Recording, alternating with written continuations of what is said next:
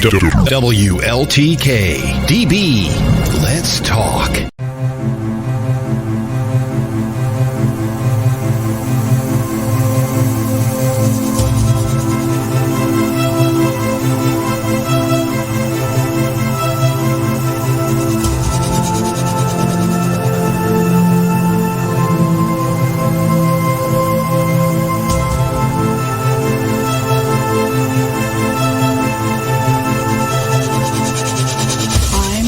Strickland.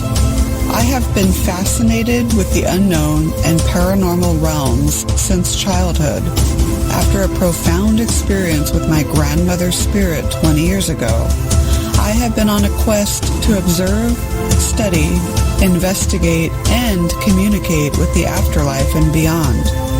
It's been an ongoing journey of exploration and discovery, one that has taught me how mortality and the spirit world are forever bonded through the veils of time. Welcome to another episode of the Afterlife Chronicles and Beyond. I am your host, Nicole Strickland, on the WLTK DB network. That's WLTKDB.com. You can also get to the site by visiting theletstalk.com. You can join the chat room right there on the main homepage there, and also use Facebook to get in there as well. I also want to take the opportunity to let you know that there are many other shows on the network, so take some time and peruse the website, WLTKDB.com. Awesome hosts and awesome shows, including this one. So I want to get right into it. I am so honored to have tonight's guest on. I'm just super honored. Dr. Parisetti, has a whole list of amazing accolades. He's a Scottish-Italian medical doctor, former longtime university lecturer in public health, and is also a scholar in psychical research, and has done a ton of research on near-death experiences and he uses his afterlife research, or science, I should say, for the benefit of the bereaved and dying. So Dr. Parisetti, thank you so much for joining us. How are you? Nicole, I'm very fine, thank you. And it is me to thank you for having me as a guest. I am honored to be with you. You're an established personality in this field. I understand you have a following. And it is also so nice from a very cold Scotland to connect to what I imagine to be a very sunny and warm California. So really, it's me to thank you for having me on. Oh my goodness. Likewise. It's when you emailed me, I was just like, whoa, this is amazing. So here we are finally doing the interview, and the honor is mine. So sometimes I don't always open up by asking people, how did you get involved in this field and all of that? But I think because you have so many accomplishments, let's start out with a little bit of your background and what led you to wanting to study the paranormal, specifically near-death studies or near-death experiences. Thank you. Yes, to tell you the truth, NDEs are part of what I have studied, and we will get into this perhaps later, this term psychical research, which I understand has gone a little bit out of fashion, but we will come to that in a moment. Right, I am a Western-educated medical doctor, Nicole. That means fantastic. That I am the product of a scientific worldview that says that anything that can possibly exist is matter. If you cannot touch it, if you cannot measure it, it simply does not exist, right? And that's what I studied even at high school, and then went on to university, and I was, imbued with that worldview and philosophy, which I accepted completely non-critically. That was it, and I took it and accepted it, and that served me. Excuse my cough. That served me well for many years, right? Until, if my memory serves me well, we are in 2004, and at that moment I was living in Geneva, in Switzerland. together with my wife, and casually, over tea, one afternoon in the kitchen, I remember very well, she happened to tell me a little spooky story that happened to her. She is from Glasgow herself. A little spooky story that happened to her when she was an adolescent. So a few years ago, one may say. And it's, in the greater scheme of things, it was a small episode. Intriguing, cute, but nothing earth-shattering. But I could tell that this had made an impression on her. And even after all these years, she was still somewhat perturbed. And to tell you the truth, let me be completely frank, Nicole. If you, since unfortunately I don't know you personally, but if you or anybody else at that time would have told me a story like that, I would say, oh, how interesting. And, shrugged it. And, Yeah. that would be the end of it, Of course. But that was my wife. That's the person I know best and I trust the most. And so that sort of triggered a little curiosity, with the stiff upper lip I had at the time.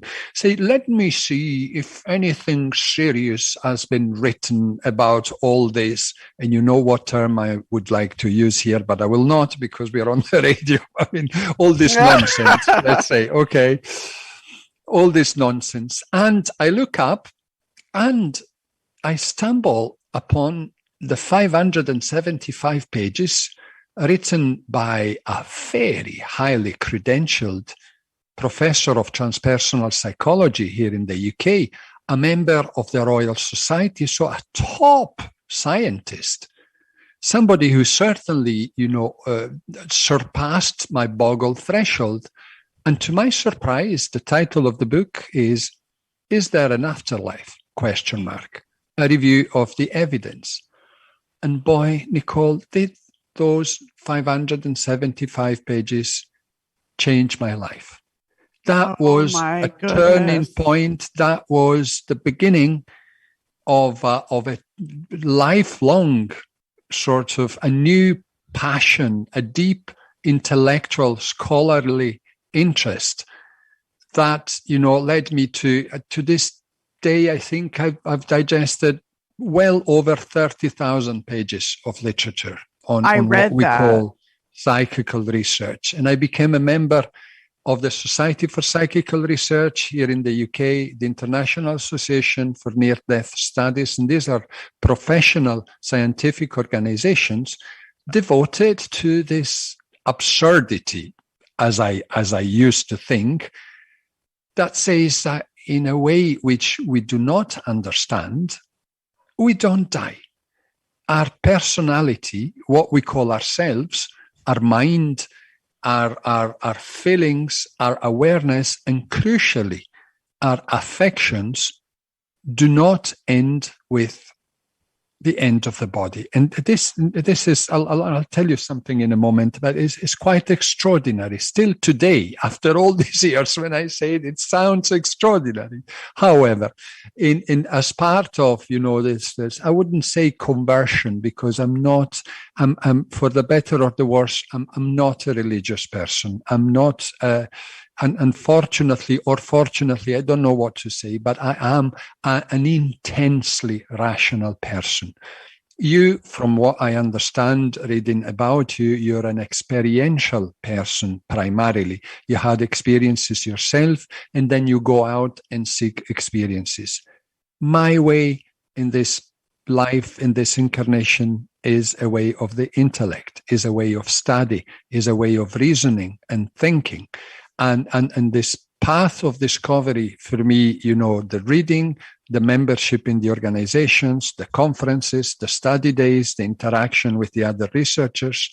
And I even went to the US, the Southern United States, and trained personally with Raymond Moody, whom I suppose yourself and many of your listeners may be familiar with, is the author of Life After Life, the multi-million seller book in which first he spoke about near-death experiences in the late 70s.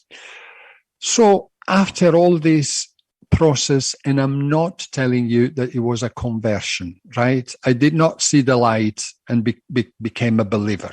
This was a long, arduous to-ing and fro-ing, going and coming back and inching little by little, inching forward, a process of understanding.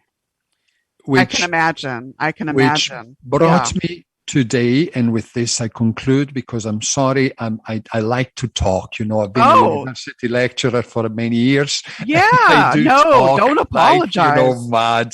When I'm asked things, I really take a long way home. Anyhow, after all these studies and the research and the training and the interaction with other researchers, today, to the best of my intellectual honesty, I can say that I'm convinced of two things.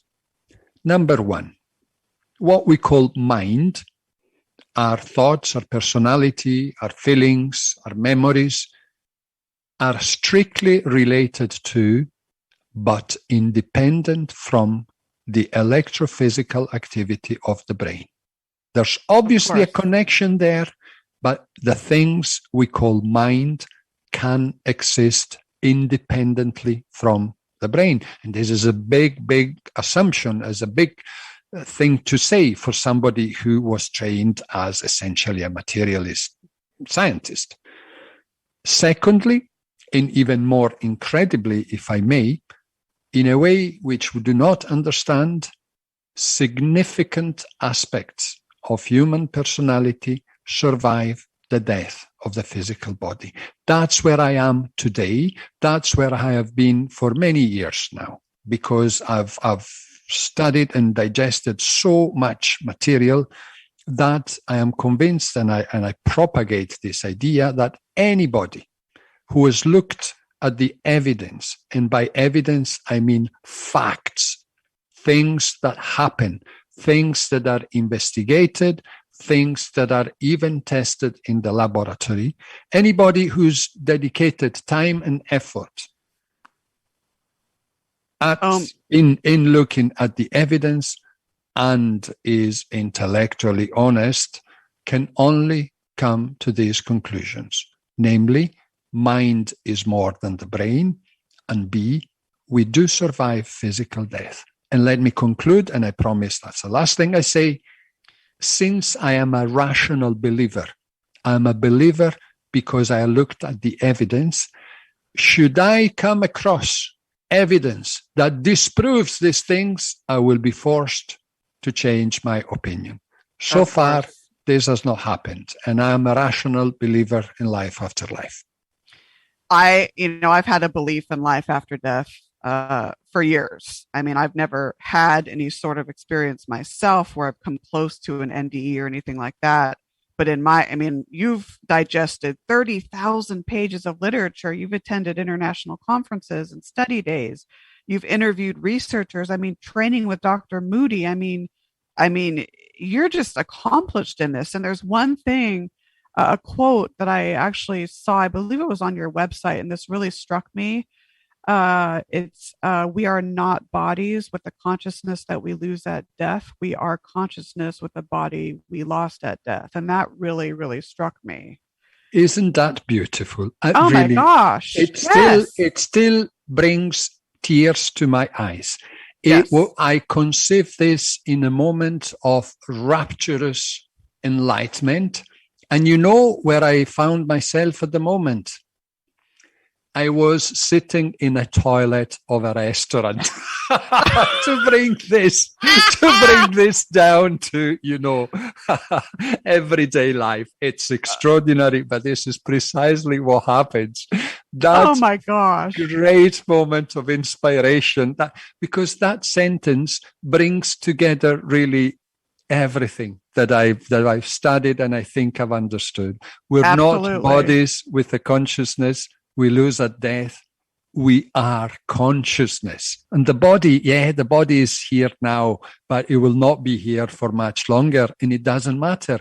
We are consciousness and we continue to exist. Absolutely. So what is, if you can summarize what is the evidence saying? You know, if someone asks you, okay, what is the evidence that the human body can survive death? Right. So I understand we have about a week for this interview. Is that correct? We have 7 days of continuous recording. No, because I mean, literally, the evidence is so colossal. I think there are about 12 different fields of investigation, right? And what is interesting is that these are different things. There's what you mentioned, near-death experiences. There are deathbed visions.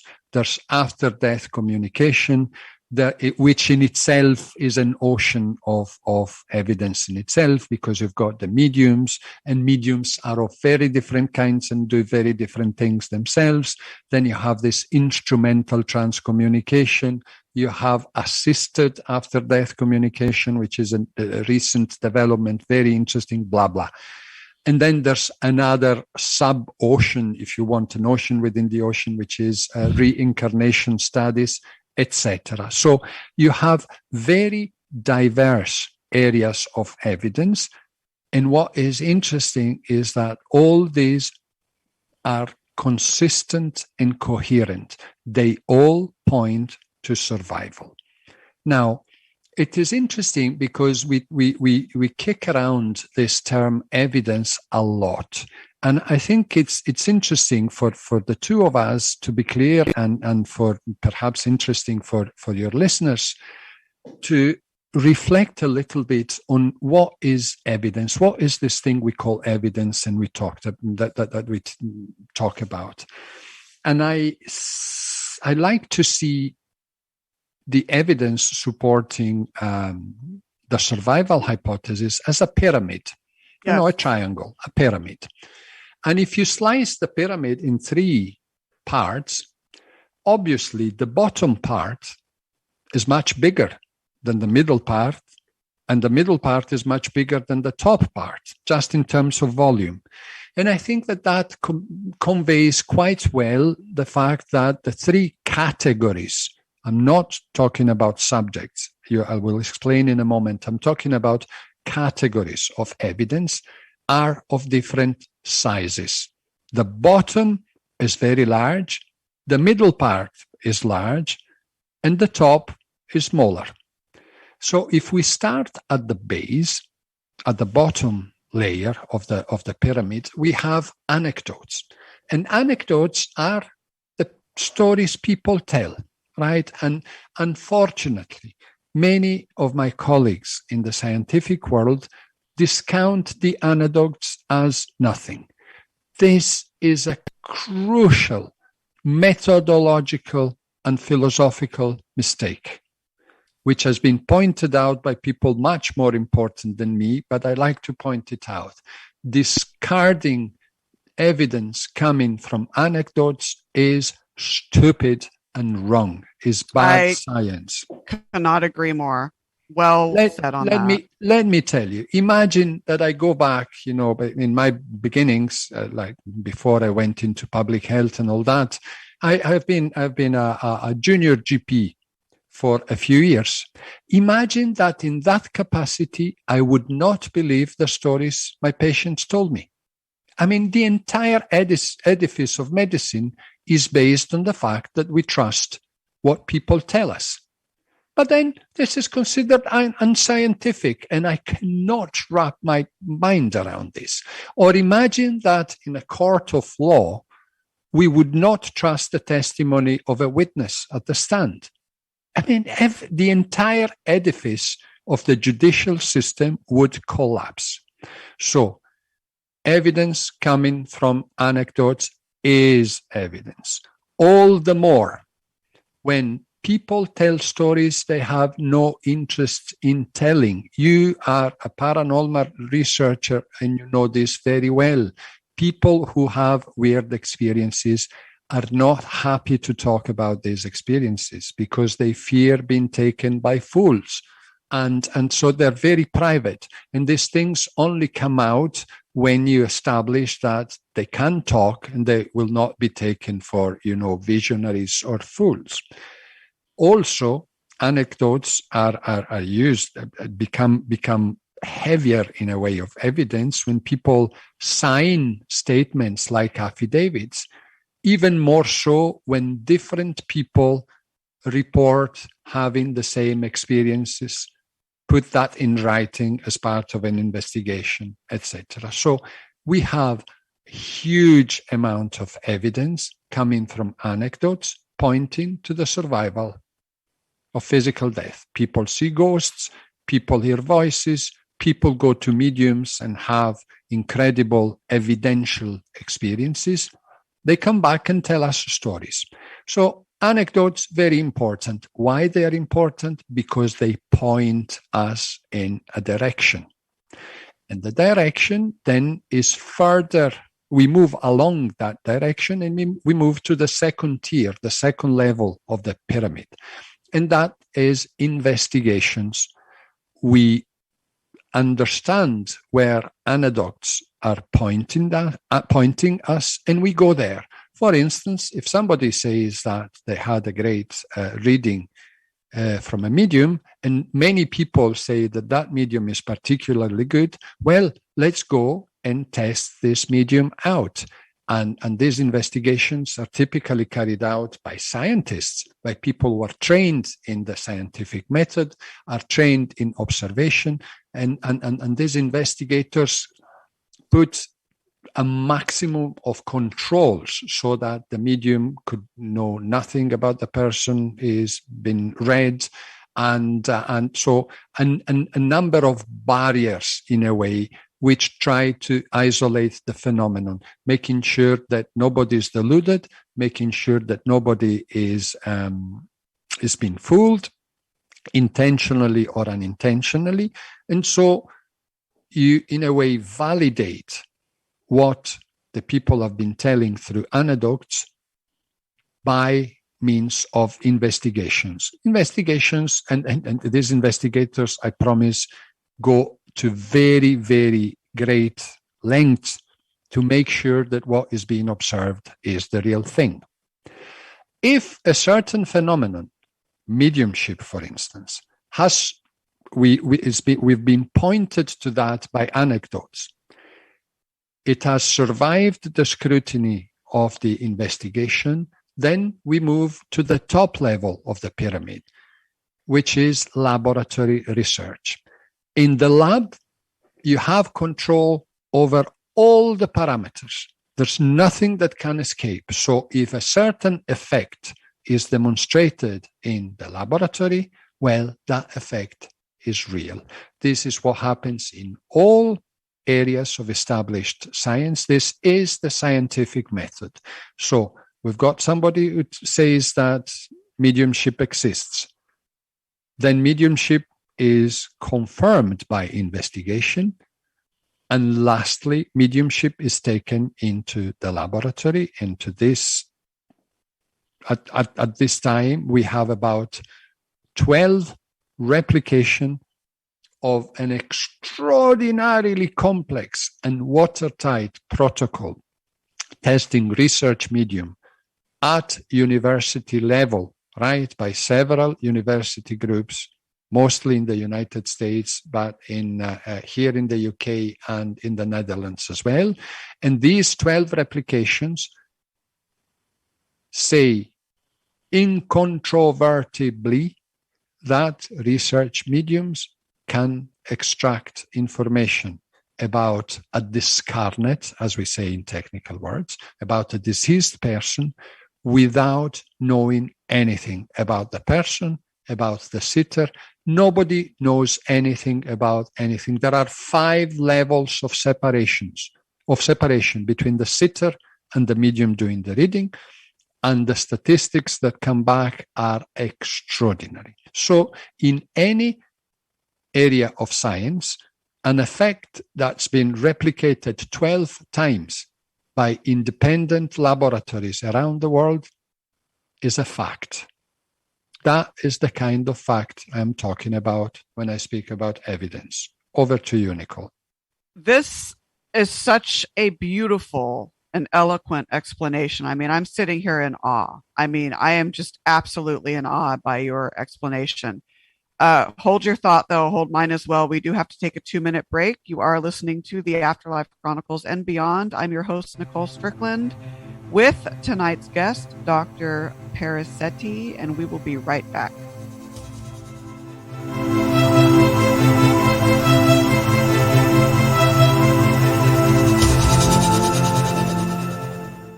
We didn't invent great sound. We perfected it. We are controlling transmission. WLTK DB. Let's talk. Alternative Talk Radio. WLTKDB.com. Ever wanted to host your own radio show? If your answer is yes, then the time to act is now. WLTK DB Let's Talk is now accepting new programming more affordable than ever. You create the show idea and we'll take care of the rest. Not only do we create your program intro and provide broadcast training, but also syndicate you to popular outlets like Apple and Google Podcasts, iHeartRadio, Spotify, and more. You get all of this starting at $100 per month. 3 packages to choose from and built to make your wallet happy. Contact us at WLTKDB.com with your show idea and let's bring your dream to life. All topics accepted and you have full rights to your program. Contact us today and reserve your spot on WLTKDB Let's Talk. What are you waiting for? Let's do this.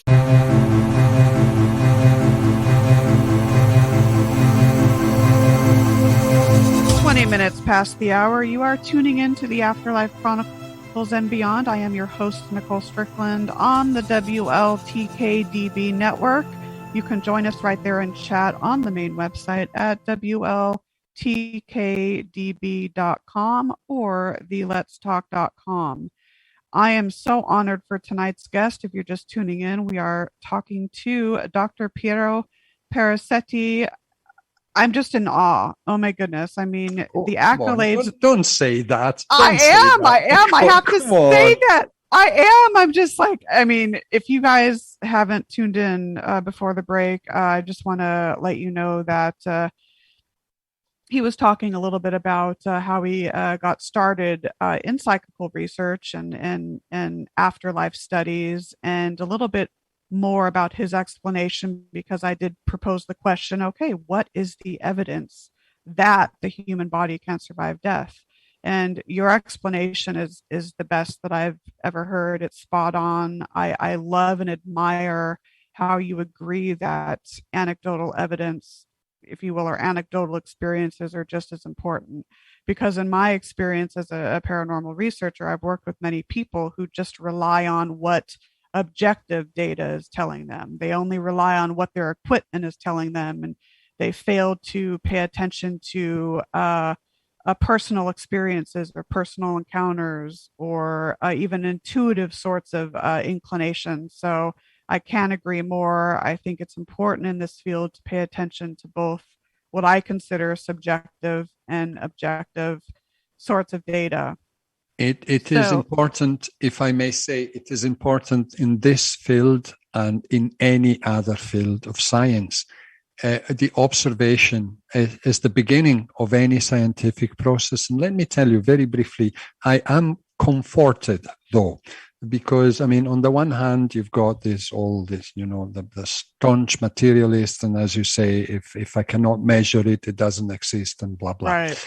On the other hand, though, particularly here in the UK, there's a group of academic sociologists who have taken up the baton, if you want, of psychical research. And I'm really excited by this. And these people do what sociologists do. Like, instead of going and sitting with a tribe in the Amazon forest to study their, to live their life and understand their societal structures and blah, blah, these people go and sit in mediumship circles and become part of the phenomenon themselves. As academics, as researchers, they embed themselves within the community, within the group they're studying. And of course, they report extraordinary things because away from the limelight, there are a lot of these groups in which people come together and actually conjure up the spirits, and the spirits talk and produce lights and produce phenomena. And the sociologists are there to live the experience and to document it scientifically. That's very interesting. That is very intriguing. And what I find highly intriguing is how you use your afterlife studies and all of your research for the benefit of the bereaved and dying. So can you talk a little bit about that? Very, very happily, very happily. So here, as in a way of introduction, let me briefly elucidate this term that I keep using, psychical research, and then applied psychical research, which is really, if you want, my area of specialty. Psychical research, as I said, is a term that has gone out of use. Not really, you don't hear it in the media at all, and it's smacks of Victorian era and UK, and it's true. It's gone out of fashion, but it's interesting because psychical research includes what we call today parapsychology. That is the study and observation and study and testing of the unusual human faculties that telepathy, psychokinesis, precognition, and all that. Right. Plus the study of the evidence for survival. So, and you say, why are these two things linked in one scientific discipline? Well, it's not difficult to understand because through the study of the unusual powers of the human mind, you inevitably conclude and are bound to accept what I said before, that the mind is more than the physical brain. So that the study of, let's say, parapsychology is sort of a preliminary, is a first step, because if you understand and accept that the mind is more than the brain, then you're more open to accept the even more incredible fact, as we say, that we do survive physical death. So absolutely, combining parapsychology and afterlife research, we call psychical research. Then, as I was studying the large and diverse field of psychical research, I realized soon enough that what I was learning could be potentially of great use, of great benefit to two categories of people. Those who are in pain because of the loss of a loved one, and those who are in fear because they're facing death, either their own or perhaps a loved one's. And we already have there too a subsector, if you want, or a tiny subdivision of the evidence that tells us that knowledge and experience about life after life can have a great impact on people's psychological well-being. For instance, we know that people who've had a near-death experience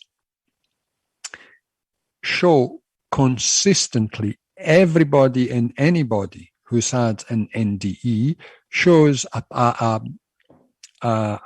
raft of beneficial psychological and behavioral changes. These people invariably become less materialistic, more interested in spirituality, less interested in money, achievement, cars and color TVs, and more interested in study, learning, personal development. They become more compassionate. They have a sense of connection to other people and to nature.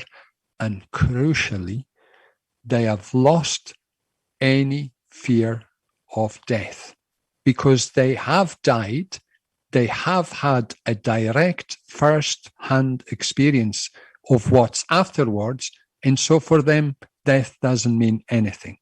So that is very interesting. What is even more interesting for me personally is Dr. Kenneth Ring, one of the foremost NDE researchers in the US, already years ago carried out an interesting study.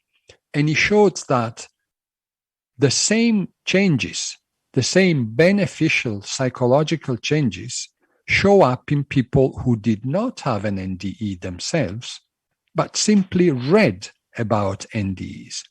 The more people knew and understood about near-death experiences, the less they feared death, the less they felt materialistic and interested in worldly achievements and blah, blah. So interesting how the knowledge, the study, the personal study about a phenomenon produces the same beneficial changes as the phenomenon itself.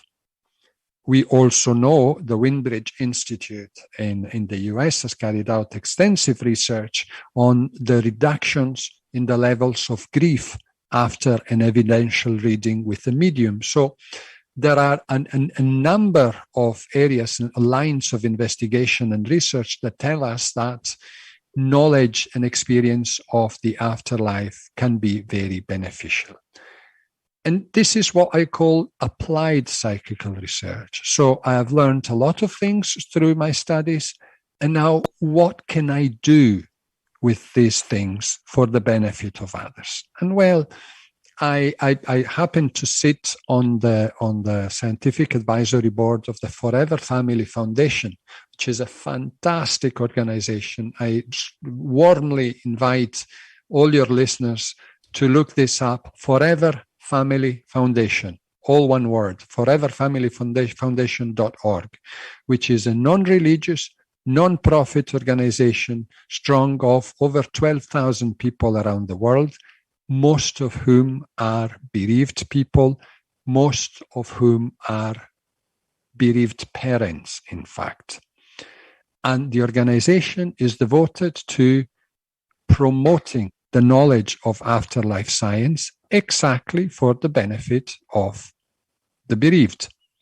And so in cooperation with them, a few years ago, I produced an 8-hour video course with a self-help manual associated with it. And the self-help manual is based on cognitive behavior techniques. And I put in a lot of work and I donated it to the foundation. Wow. I don't make any money. They make very little money. The entire course is 8-hour video course plus the manual is on sale for $20. That's peanuts because it's a non-profit organization. And I mean, we don't do this for money. We do this to help people. And the basic idea, sorry, again, if you give me the go, then I never stop talking. No, please. The basic idea, it's easy, and I hope it's also interesting to understand. It's easy to explain and hopefully interesting to understand. I'm fond of saying, it's not that I'm fond of saying, is a reality that there is a part of the pain of a loss which is quite simply unavoidable. That is part of who we are as human beings. And there's no doctrine, there's no tablet, there's no therapy. Nothing will take away that part of what I call the unavoidable pain of a loss. However, we also suffer because of things which are avoidable, and therefore there is an avoidable part of pain. If we believe that our loved one has simply disappeared, has ceased to exist, one moment it existed as a person, particularly as a mind, because we are not in love with a person, we're in love with a mind, with a personality. And that existed yesterday and now has vanished into a black nothingness. That is cause for extreme pain, and that is false. Following cognitive therapy principles, We simply redress that wrong. Through the study and critical evaluation of the evidence, we help people understand that their loved one has not vaporized, disappeared, completely ceased to exist. He or she goes on living into a non-material dimension of existence, which, for lack of a better word, we call the spirit world, the afterlife, or shall I say, the many levels of the afterlife. That knowledge is of great comfort. So the unavoidable pain is still there, but we avoid the pain of thinking that our, loved ones have simply disappeared. And lastly, during the terrible pandemic and the very hard months, I must say, Nicole, and I'm very frank and open about this, the pandemic in general and the lockdown in particular, we had two really, really hard ones here in Scotland, in the UK in general, but in Scotland, it really felt like house arrest for months on end. And it took quite a psychological toll on me. I had a very, very hard year. Nevertheless, I managed to write an entirely new book. And this is the extension. Wow. This is the extension of what I had done for the bereaved. I tried to do with those who are in fear of death. And the book is called Step into the Light, Transform Your Fear of Death by Learning About Life After Life. And it is it's my fifth book. And this is specifically directed to people either who are simply curious or who have a fear of death, a general fear of death, or to the people who unfortunately are going through the difficult times, inevitably difficult times of facing death themselves. And there too, there's a part of the process of dying which is inevitably unpleasant. It's a part of human life. It's an essential part of who we are. And that's unavoidable. But there is a very avoidable part of the suffering because people are scared of ceasing to exist. People are scared that when their brain will stop functioning, there's nothing afterwards. And that is not true. And through my book, and if you want, we can talk a little bit about that because I think absolutely, I wanted to get into that. I have taken I must say, really an original approach to a subject which has been, dealt with and really investigated and explained in all possible manners. But I have taken a little bit of an original approach, I think. Are we clear so far? Are we clear as to what applied psychical research is? Essentially, the application, the practical utilization of what we learn from afterlife science for the psychological benefits of two categories of people, those who have lost a loved one and those who are scared or are facing death and are uncomfortable around the idea of dying. I do have a question for those groups of individuals. Do you find that those maybe that are, I guess, very religious as opposed to, I guess, spiritual have or respond to your counseling in a different way? Well, I hoped you would never ask this question because it's really difficult, because it forces me to face and talk about some realities which I personally don't like, but they seem reality to me. And this reality is that religion and religious beliefs, particularly organized religion, the broader spirituality which is taking hold these days, that is not the case. That is not a hindrance, but strong beliefs and adherence to the teachings of traditional organized religions can be a hindrance. Let me give you a couple of examples very quickly. And you see how uncomfortable I am, because I don't want in any way to come across as judgmental or dismissive or anything. Yeah, no, not at all. Yeah, not I am at all. simply, as a medical doctor, I am simply interested in the well-being of people, right? That's where I come from.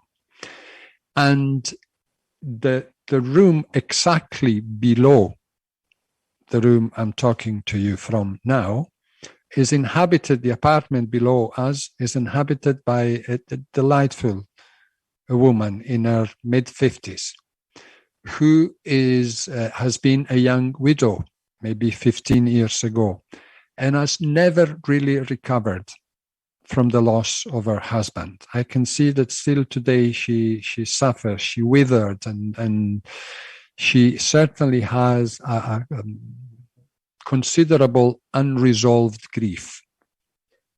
Inevitably, soon as I met this person and soon as we got talking and I understood the situation, I very as tactfully as I could, I introduced the subject that, I'm an expert in this field and I would be happy to, have a chat with her. And I was met with an immediate closure. No, I'm a Roman Catholic and we don't do mediums. We don't do that kind of thing. It's not permitted. And I was left speechless. What can I say? I see a person who's suffering, who prolongs her suffering because of her upbringing and her being religious in that particular manner. Another example that really pains me so dearly is one of my best friends from California himself, from Bakersfield, whom I befriended years ago. And really, it was almost another brother for me. We were really, really close. And the poor man had suffered from cancer and eventually died. This was already many years ago, and is maybe the last year before he died was a torment. Not only because he was going to die, not only because he ended up in a chair, in a wheelchair, and he was paralyzed because of the disease and everything, but because he himself was raised as a Catholic. I'm not singling out Catholicism. Please do not get me wrong. These are just two random examples. They happen to be and have been Catholics. Is just a case. As a Catholic, he was terrified by the fact that he thought he had committed some bad deeds. And I know him, I don't think he did, but never mind. In his mind, he thought he had committed bad deeds, and he was horrified at the idea of judgment. And we know that is not true. This does not happen. That is a wrong teaching, because wrong in us, it does not correspond to what we know about the process of dying and what comes afterwards. So my beloved friend Rick suffered unnecessarily. I clear? Yeah, and I certainly didn't mean to make you uncomfortable with that question. I was raised Catholic, and I do not practice it at all. I consider myself more. I'm not religious at all, and I consider myself, I guess, more spiritual. And I was thinking that people that do adhere strictly to their chosen religion, I was thinking that maybe that strict adherence to that religion may hinder them in maybe understanding and accepting, that the body does go on. I mean, the soul does go on after death. So that's kind of where I was going with that. Absolutely. Yeah. In my really, with all my heart, I invite religious people. Nobody should abandon their tradition or how do you say? I'm missing the word now. With I speak 3 languages, 4 in fact, and at times my goodness. Wow. I'm lost. Yeah, I for various reasons I ended up being, mother tongue, 3 languages, and I speak a good 4th one. So at times I'm lost. Do you say renegade? Yeah, renegade. Yeah. Renegade. I don't want people to renegade their religion. Who am I to say that? Absolutely not. Simply make space for facts. Look at the facts, because the facts can be a lot more comforting than the views of the afterlife that, are presented. And look at the facts. And this is, if I may, if I make a little bit of self-publicity, because I am told that my work works, that what I've written does help people. People write to me all the time, and that's really the reason why, because we all have this narcissism that we're happy when we think that we've made a difference. We're happy when we think that, we were important to somebody. And this fills my life with joy. So the book, Step into the Light, is interesting, I dare saying, and it's original, I dare saying, because it takes the issue of the afterlife from a slightly different angle. Instead of, if we want to learn about the process of dying and what comes afterwards, we can do many things. We can, for instance, review the philosophy of it. We can make a study of a comparative study of religions and see what the teachings of different traditions say. I took a different approach, and I said, we have at least 3 categories of people, or let's say of sources, who actually know firsthand what dying and the afterlife is all about. Why don't we ask them? Why don't we see at why don't we look at what people who have had a direct experience of the non-material realm we call the spirit world have to tell us about all this? But before doing that, since I am a rationalist believer, I want my reader to be rational and rationalist believers as well, because I'm convinced that is the only way to really transform. This is not another book about a revelation. Perhaps if I had an NDE, I'm telling you the story of the NDE. No. Right. This begins as a detective story, because we want to establish the credibility of our sources, like in a court of law. We want to make sure that our witnesses are who or what they claim to be. We don't want to be taken for a ride. Since we will look in detail at what they have to say, we want to make sure that they are credible. And these 3 groups of sources are, number 1, those who have deathbed visions. Number 2, those who've had a near-death experiences. And number 3, those who have actually died and speak to us from the other side through mediums and through a variety of other means. So 3 categories of sources. And for each of the categories, we look at the phenomenon itself. We look in, it really is a little bit like, CSI is a scientific detective story. We look at all possible alternative explanations, and we are forced by facts to conclude that yes. Let's look at, for instance, deathbed visions, which perhaps are a little less known than other phenomena. Research tells us, Nicole, that about 10% of people are conscious at the moment of their passing. Okay? The rest, the majority, are unconscious. but 10 are conscious during the days and hours before their passing.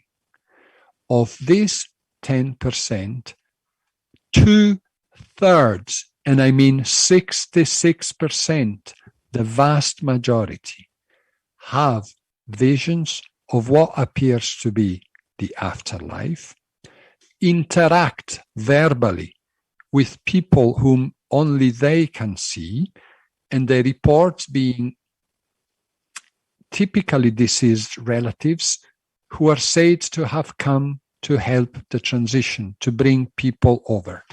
And this happens in the 36 to 48 hours before death.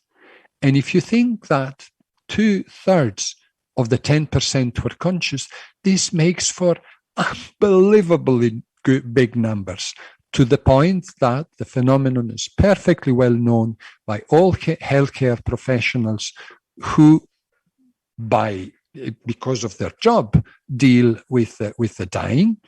And it is even taught at university, in nursing school at university, as a fact, as a phenomenon that nurses have to know and know how to deal with.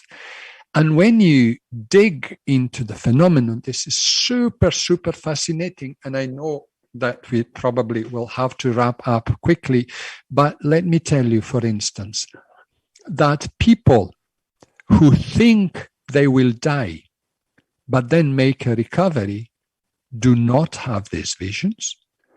People who think they will recover, but end up dying, do have these visions. And this in itself is super intriguing and almost an element of proof, because it shows that this is not a psychological projection because of fear. This is not a hallucination, and that all these explanations are dealt with one by one and blown out of the water simply because they do not account for facts and reality.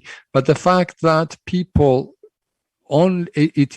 it seems that it is the proximity to actual death that opens up the perception and allows us to see into the next world. Another extraordinary element of evidence is that in many well-documented and well-researched cases, people having deathbed visions talk to dead relatives they didn't know they were dead at the moment the vision takes place. What does this tell you? What does this tell you? It tells you that these visions are real. These visions are real experiences, and it points towards the fact that there is an afterlife, and this afterlife is populated by dead relatives who really come and help us through. Very, very interesting. So we look at all the explanations for deathbed visions, and we conclude that these are real. We look at all alternative explanations for near-death experiences, and we are forced to conclude that these are real experiences, that people who temporarily die are indeed allowed to take a peek into this non-material dimension of existence. And then they come back and tell us their stories. And finally, we look into all the aspects of after-death communications and the anecdotes and the investigation, and especially the laboratory research. And we conclude that, yes, spirit communicators in all likelihood are what they claim to be. People who once walked on earth and now they exist in the spirit world. Having established the credibility of our sources, the second part of the book looks systematically at what these sources tell us about the moments before dying, the moment of death itself, the early afterlife, the later afterlife, the higher levels of the afterlife, and then how reincarnation comes into the process in this big grand scheme of life. That it comes out as a beautiful fresco, and we do this from the horse's mouth. I have collected hundreds of statements across epochs, across cultures, across backgrounds, from deathbed visions, from NDEers, from spirit communicators, and I have systematized them and commented them so that we can the reader is helped to form this fresco and understand that life has meaning. Life does not end with the death of this physical body. Actually, it so appears that life is one. It is lived partly in the physical world, partly in the non-physical world, and we keep bouncing back and forth, and eventually we don't anymore. But then again, I don't want to preempt the conclusions. It's a great, comforting picture of life and reality, which comes from credible sources. And I think that a rational person can believe in all that based on the evidence. Absolutely. Truly amazing and truly commendable. We have a couple of minutes left. Where can people buy the book and your other books as well? And what's your website, all of that? Where can people find you? Thank you. The best thing is my own website. There's free articles. There's a webinar. There's a lot of free resources. And obviously there's links to my books. And it's drparisetti.com. DR like the prefix for doctor. Then Paris like the town in France. ETTI, Parisetti, drparisetti.com. That's my website. My originally Italian name is a mouthful, is Piero Calvi-Parisetti, and this would have been really too difficult to handle, so I go by drparisetti.com, which is easier. Perfect. And I've been on your site. It's absolutely amazing. A lot of very in-depth information on there. Your other books, 21 Days into the Afterlife, Adventures in Psychical Research and Apparitions, Proof of Survival, are also available as well, as is your new book, Step into the Light. Piero, thank you so much for taking the time to talk with me. I would love to have you back because there's so much more that we can cover. So Nicole, we'll definitely get to that if you're interested. I am so into, this is the passion of my life. It's really, I do other things, obviously, but this occupies a lot of my intellectual life. And I like to learn things, and especially I like to share things as much as I can, as I say, as a long-time university professor. And I really hang on to teaching all those years because I like interacting with people, and I like to try to share what I know. Absolutely. So and it shows. It shows. Again, let me thank you wholeheartedly, because we're all on a mission here. We're all working, you on the media side and all the research work that you do yourself, and me and others on the more, if you want, scholarly side. We're all together to diffuse the knowledge. We're not in the business of convincing or proselytizing. We want people to think and learn and transform through their knowledge. Well said. And one thing you said earlier that I want to remind everyone is, a true researcher of the unknown, if you will, is not in it for the money. They're in it for the passion, and they're in it to help people. And I commend you for that. Absolutely commend you for that. So thank you again so much. We'll have you back on next week. We have Randy Liebeck on. I hope everyone has a wonderful weekend.